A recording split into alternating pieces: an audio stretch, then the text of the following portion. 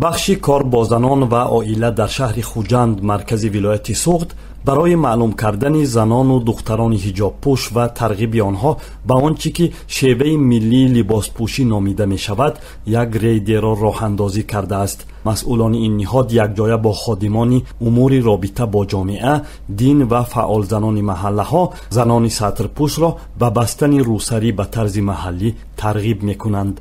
مقامات در تاجیکستان در امر مقابله با افراط‌شوی جامعه، مبارزه با طرز پوشش مذهبی و غیر ملی لباس بانوان و مردان را تحت نظارت قرار دادند. محبت دولت‌ها و ساکنی ناحیه باباجان غفوروف در 9 ماه اخیر از جانب مأموران پلیس 2 بار آگاهی و این بار توسط دادن بیانات خطی هشدار گرفت که دیگر روسریش را نه به طرز حجاب بلکه به طرز ملی یعنی از پشت سرش می‌بندد. او این امر را نقض حقوق و اختیارش در پوشیدن لباس می‌داند و توسط رقم تلفن باوری به وزارت داخلی شکایت کرده است. خانم دولت‌آوا در صحبت با رادیوی آزادی نقل کرد که روز 4 اپریل در نزد بازار پنجشنبه کارمندان شعبه کار با زنان او را نگاه داشته طلب کردند که حجابش را از سر کشد و به طور عادی بندد.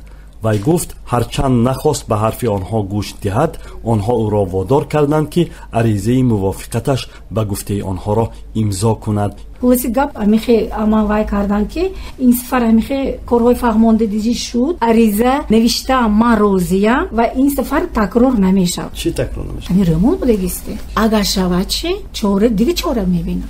مصاحبم گفت با اینکه زیر این نوشته امضا گذاشت فکرش این است که حقوق او را به شیوه لباس پوشی نباید محدود کنند.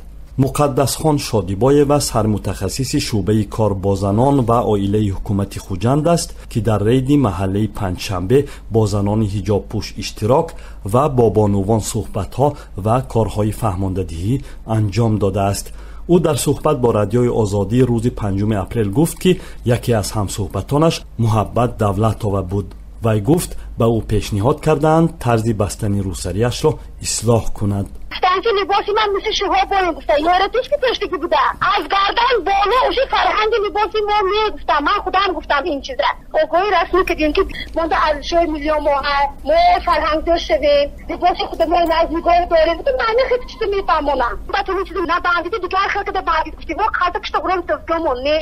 ولی اعتراض و صدا بلند کردن خانم دولت‌آوا در مورد نقض حقوق لباس پوشیش باعث مداخله ناظر منطقوی و کوچانیدن جریان کارهای فهماندهی به قرارگاه پلیس بازار پنجشنبه و زبان خط گرفتن از خانم دولت‌آوا شده است. مقدس خان شادیبایو سرمتخصص شعبه کار با زنان و عائله حکومت خوجند میگوید در جریان رید با چندین زنان و دختران حجاب در سر صحبت کرده به آنها فهمانیدند که از لباس به فرهنگ و عرف تاجیکان بیگانه دست کشند. به قول او در حدود 2.5 ساله که در نزد حکومت‌های محلی سوخت کمیسیه‌های دائما عمل کننده تأسیس گردیده بین مردم وابسته به وضع سیاسی و اجتماعی، فرهنگی، معاشرت، رعایت عنعنه‌های ملی لباسپوشی، سیمای ظاهری و رفتار شهروندان کار می‌برند، تعداد زنان حجاب پوش به مراتب کم شده است.